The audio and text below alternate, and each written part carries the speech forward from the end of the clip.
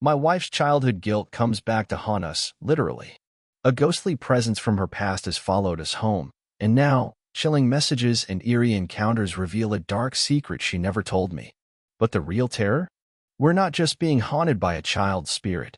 Something far more sinister is lurking in the shadows. I don't know how to explain this without sounding crazy, but I guess that's what happens when your entire reality gets flipped upside down overnight. It started 3 months ago when my wife, Megan, came home from work, positively glowing. She was bouncing on her feet, grinning like a kid who just got away with something. "I have news," she announced, practically bursting. I looked up from the bills I was sorting. "What's up?" Her hands were trembling as she handed me a small white stick. "Positive." I stared at it, uncomprehending. "Wait, you're pregnant?" She nodded, tears welling up. I wrapped her in my arms, trying to process the news. We'd been trying for almost a year, and I'd honestly started to worry that it wasn't going to happen. But now, holding that test, it felt like every worry had just evaporated. That night, we celebrated. Ordered takeout, watched cheesy rom-coms, and just talked about the future. It felt surreal, but in the best way. But then, things started getting weird. A week after the news, Megan became unusually secretive about her doctor's appointments. She'd leave without telling me, and when I'd ask how they went, she'd just smile and say, "Everything's fine." I figured she was just overwhelmed. Maybe a little nervous. I didn't push. But then I noticed something else. Megan started eating things she used to hate. Pickles, specifically. She couldn't stand them before, but now she was putting them on everything. Cravings. I joked. She nodded, but her eyes seemed distant. Then, one night, I woke up to the sound of faint humming. I rubbed my eyes and saw Megan standing by the window, staring out into the backyard. "Meg," I whispered, feeling uneasy. She didn't respond. I got out of bed and gently touched her shoulder. She jumped, as if coming out of a trance. "Babe, are you okay?" She just smiled, but it wasn't her usual smile. It was too wide, too strained. "I'm fine," she said, crawling back into bed without another word. Over the next few weeks, the humming became a nightly occurrence. Always at the window, always the same, haunting melody. It made the hairs on the back of my neck stand up.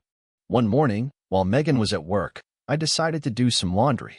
As I was sorting through her clothes, a small piece of paper fell out of her coat pocket. It was a receipt from a clinic, not the one we usually went to. The date on it was from 3 days ago. Confused, I Googled the name. It wasn't an obstetrician's office. It was a fertility clinic specializing in artificial insemination. My head started spinning. Why would she go there? We hadn't even discussed that option. When she got home that evening, I casually asked about her day. She seemed off. Nervous. "Did you have another appointment today?" I asked. She froze, eyes wide, then quickly covered it with a laugh. "No, just work." "Why?" I didn't want to accuse her of lying, so I let it go.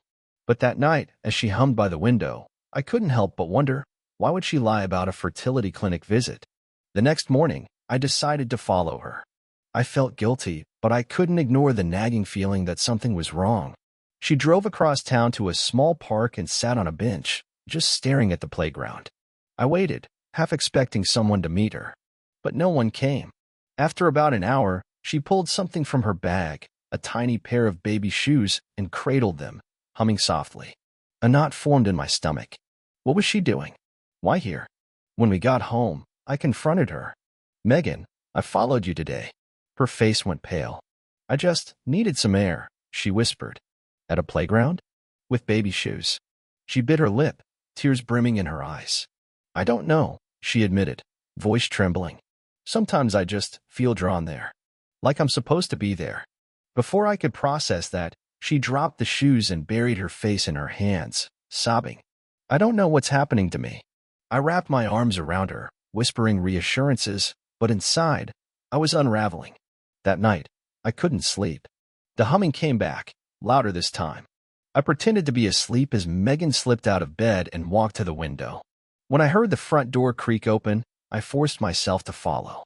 Megan was outside, barefoot, walking toward the old tree in our backyard. I froze when I saw her kneel and start digging in the dirt with her hands.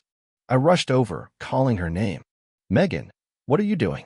She didn't respond, just kept digging, her fingers scraping against something buried. I pulled her back gently, and that's when I saw it. A small, rusted tin box half buried in the soil. She seemed confused, like she didn't remember how she got there. I opened the box, my hands shaking. Inside was a folded piece of paper and another pair of baby shoes. Old, faded, and worn. The note was smudged, but I could make out one word. Forgive. Megan just stared at it, tears streaming down her face. I don't remember burying this, she whispered. Neither did I. I didn't sleep that night. I couldn't. I kept replaying the scene in my head, Megan, barefoot and dazed, digging up that box. The worn baby shoes. The word forgive. It felt like something out of a nightmare. The next morning, Megan didn't remember any of it. When I brought it up gently over breakfast, she just stared at me, confused. I was digging in the yard? Why? I couldn't bring myself to tell her everything. Instead, I just said, you seemed upset. I thought maybe it was a sleepwalking thing. She shrugged, clearly rattled. Maybe it's stress.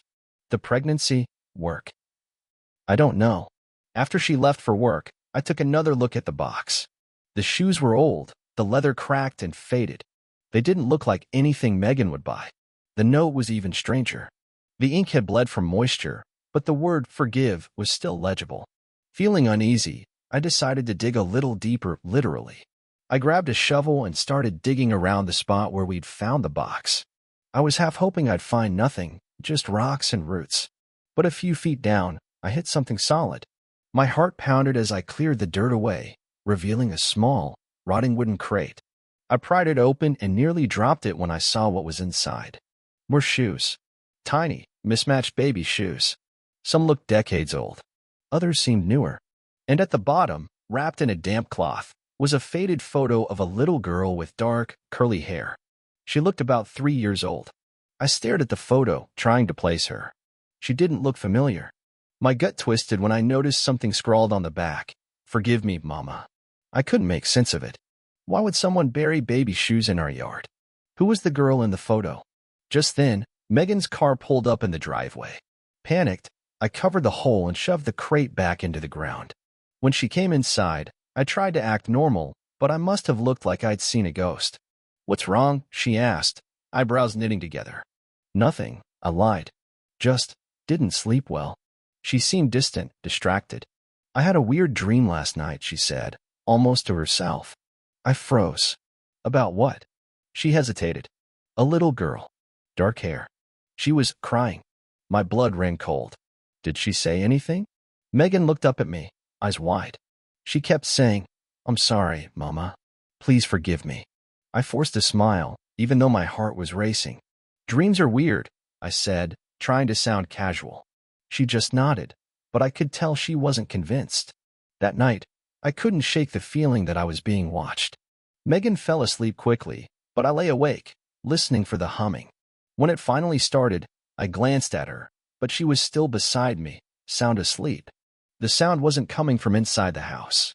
I slipped out of bed and crept to the window, looking out at the backyard.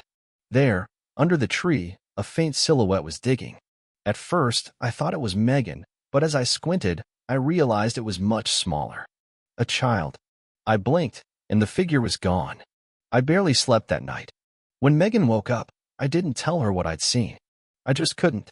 Instead, I called my neighbor, Mrs. Ellis, an older woman who'd lived on the street for over 40 years. Did the previous owners have any kids? I asked.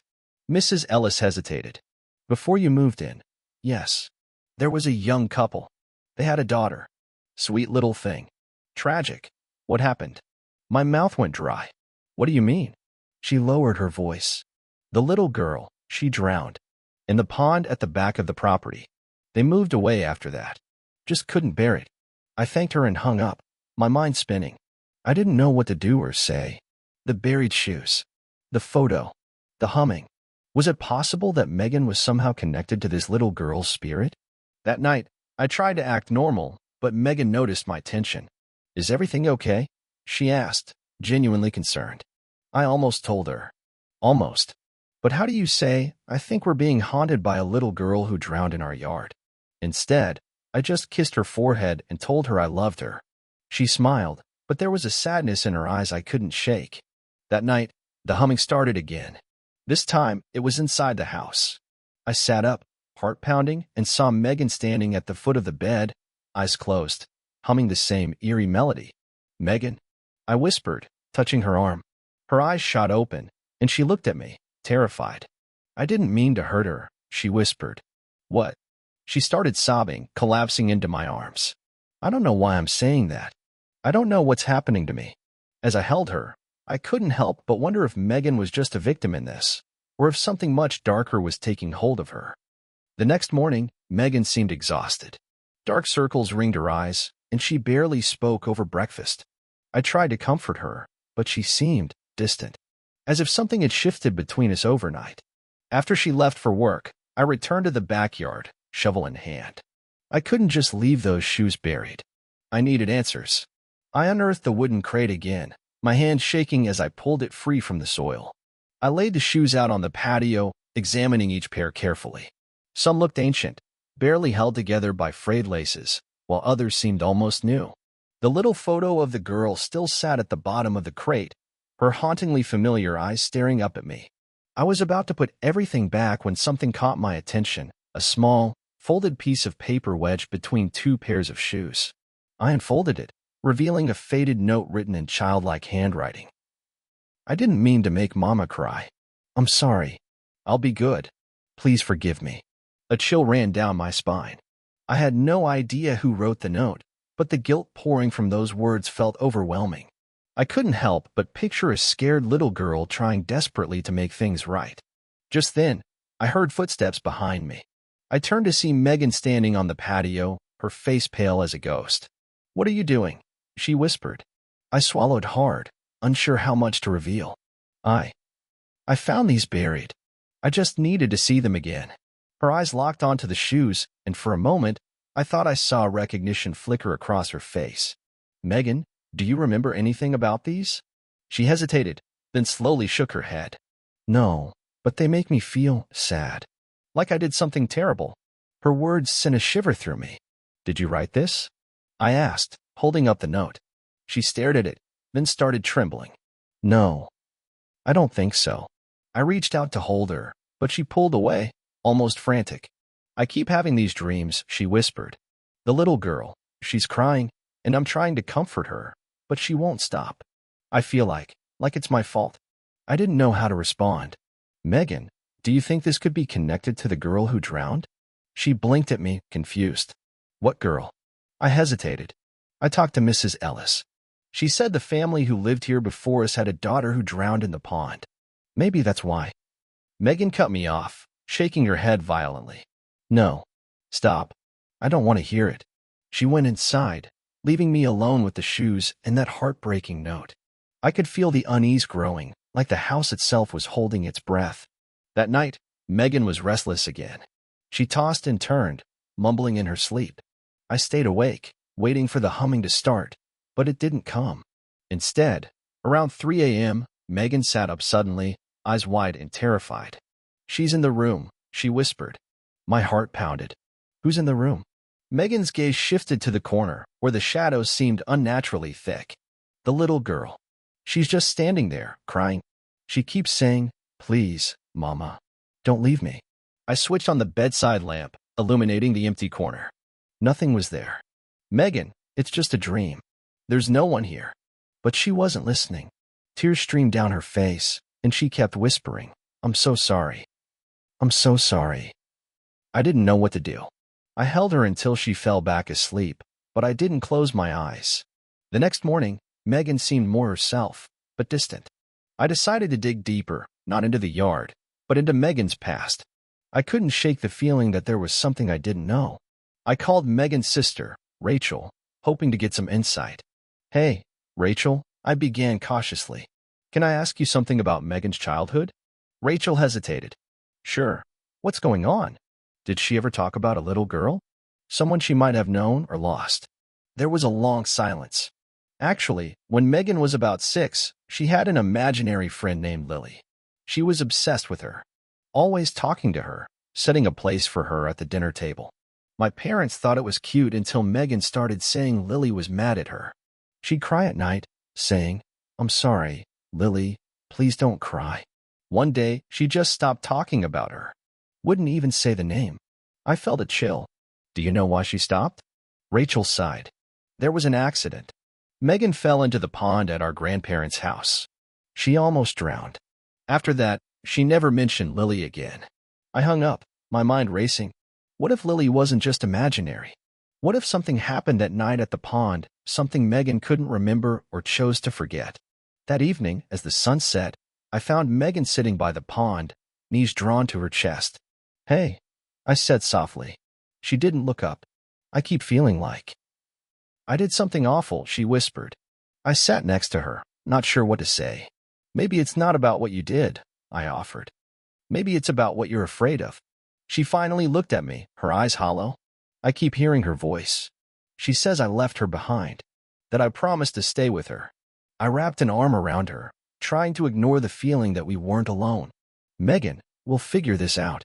Together." But deep down, I couldn't shake the fear that whatever was haunting her wasn't just a memory, it was something much darker. Over the next few days, Megan seemed to drift further away. She barely spoke, just stared out the window as if waiting for something, or someone, to appear. I started worrying she was slipping into some kind of breakdown.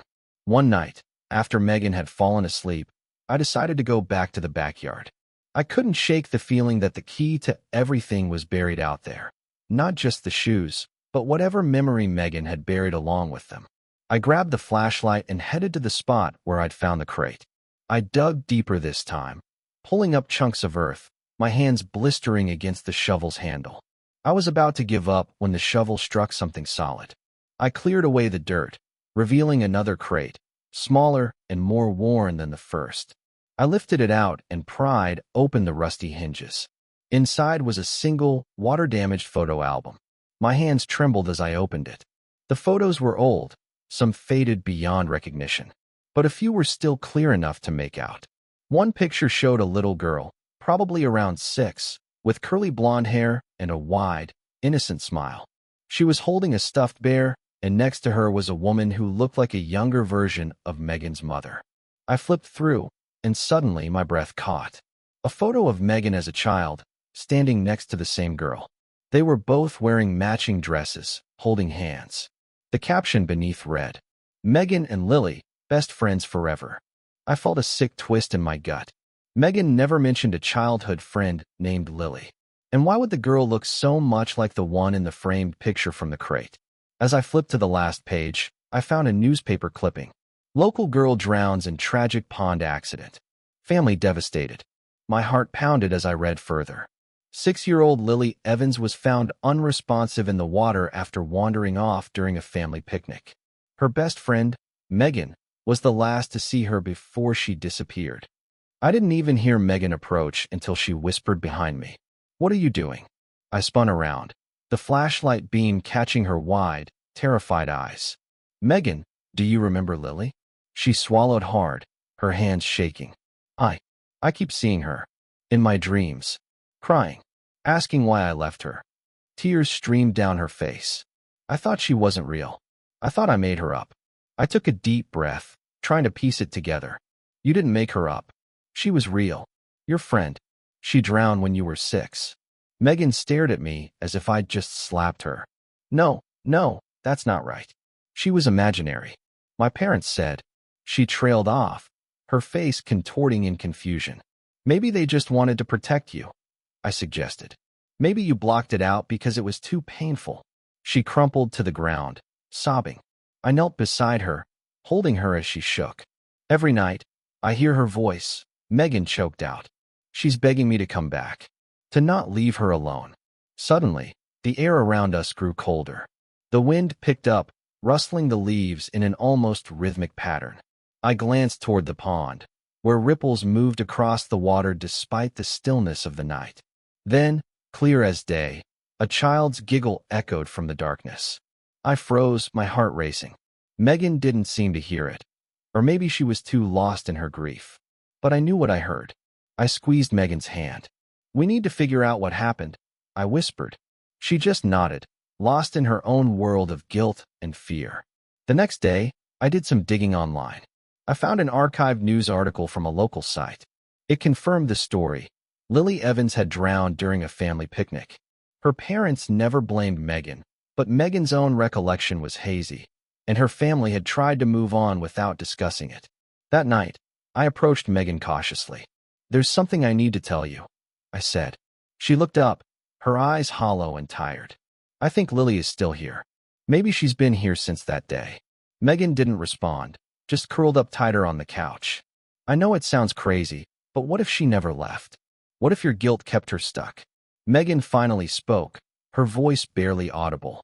"I promised her I'd stay by the water while she played. I got bored and left to find Mom. When I came back, she was gone."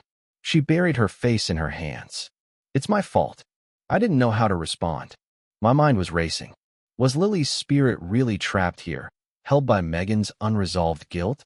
Or was this just a psychological break, memories forcing their way to the surface after years of being repressed? Just then, Claire came into the room, holding a stuffed bear. "Mommy, who's the girl in my room?" Megan and I froze. "What girl, sweetie?" I asked cautiously. Claire pointed toward the hallway. "The girl with the pretty dress. She says she's waiting for you." Megan's face went white. I felt the air grow colder, and that same giggle from the previous night echoed through the house. Whatever was happening, I knew one thing for sure. Lily wasn't just a memory.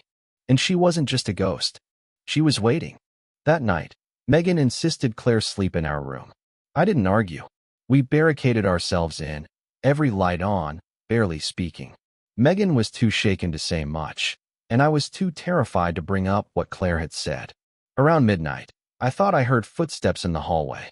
Light, almost playful, as if someone was skipping. I strained to listen, trying to convince myself it was just my mind playing tricks. Suddenly, Claire sat up in bed, her eyes wide and unfocused. "She's sad," Claire whispered. Megan shot upright, clutching Claire's hand. "Who's sad, baby?" Claire turned to her mother, her little face serious. "The girl. She says she's lonely, that you promised to stay." Megan's hands started to shake. I wrapped my arm around her, trying to ground her in reality. "Claire, did the girl tell you anything else?" I asked, keeping my voice calm. Claire nodded. "She said it's not fair. You broke the promise. Now she has to wait forever." I felt a chill down my spine. "Did she say where she's waiting?" Claire pointed to the window. "The water. She's waiting by the water." Megan covered her mouth to muffle a sob. I pulled her closer, my mind racing. Was Lily's spirit somehow still bound to that pond? And why was she appearing now, after all these years? The next day, I decided to confront the past head-on. I called Megan's mother. She hesitated at first, but finally agreed to meet us at the house. When she arrived, I could tell she knew something was wrong. I didn't waste time. "Did Lily die in the pond behind the house?" I asked bluntly. Her mother froze, her eyes widening. "Why are you bringing this up?" "Because Megan's been seeing things. Claire, too. And I think it's connected to Lily." Megan's mom looked down, guilt etched into her features. "We didn't want her to remember," she whispered. "What do you mean?" Megan asked, her voice small and fragile. Her mother sighed. "You were so young. You blamed yourself, wouldn't stop crying. The doctors said it was trauma, that repressing it might help you heal. So we moved, left the house, and tried to make you forget. Eventually, you did. We thought it was for the best. But why is she back now?" I pressed. Her mother shook her head. "I don't know. Maybe because you came back. Maybe this place woke the memories." That night, Megan couldn't sleep. I stayed up with her, holding her while she cried. "I left her there," she kept whispering. "I left her alone." Just after 3 a.m., Claire sat up again, pointing to the door. "She's here," Claire murmured. Megan clutched her tighter. "No," she whispered. I listened, but I didn't hear anything.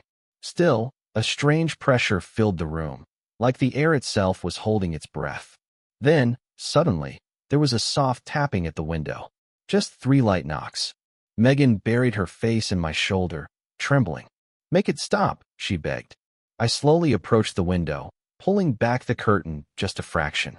Outside, bathed in moonlight, I saw the pond, still, undisturbed. But then I saw her. A small figure, standing at the edge of the water. Blonde curls, white dress. She was just staring at the house. I blinked, and she was gone. I turned back to Megan. "She's at the pond," I whispered. Megan looked up, tears streaming down her face. "She wants me to come back," Megan said. "She wants me to keep my promise." I knew then that Megan needed to face it, to let go of the guilt she'd carried since she was a child. The next evening, just before sunset, we walked down to the pond together. Megan clutched the stuffed bear I'd found in the crate, her knuckles white. Claire stayed with Megan's mom, who insisted on coming along but kept her distance. Megan approached the water slowly, her breath shaky. "Lily," she whispered, tears pooling in her eyes. A sudden breeze swept across the pond, rustling the trees. Megan kneeled down, placing the bear at the water's edge. "I'm so sorry," she cried. "I didn't mean to leave you. I was just a kid. I didn't know." For a moment, the air seemed to thicken.